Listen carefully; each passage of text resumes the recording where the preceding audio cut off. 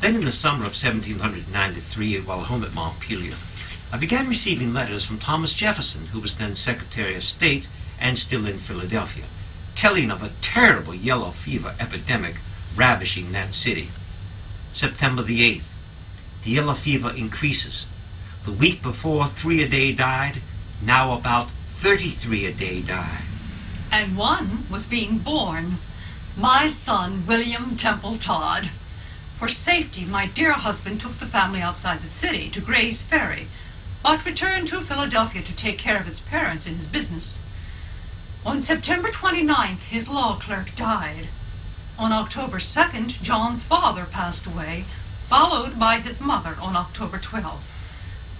Then my husband succumbed to the disease on October 24th, the same day on which my little baby, William Temple, also settled in the land of fixedness.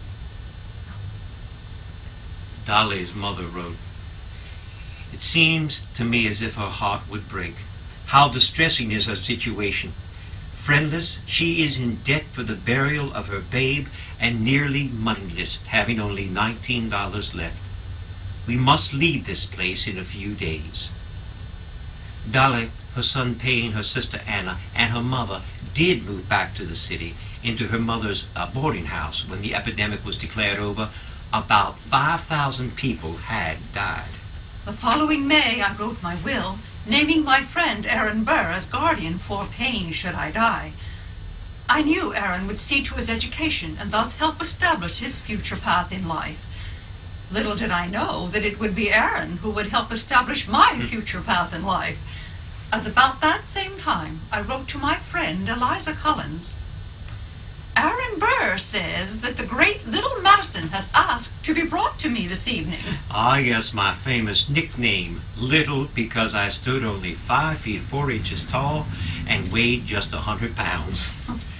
Our courtship proceeded rather quickly, as Dolley had already made plans to spend the summer visiting relatives in Virginia. I proposed to her, and she might have turned me down if it hadn't have been for the intercession of one of her cousins who wrote to her. Now, for Madison, he told me I might say what I pleased about him.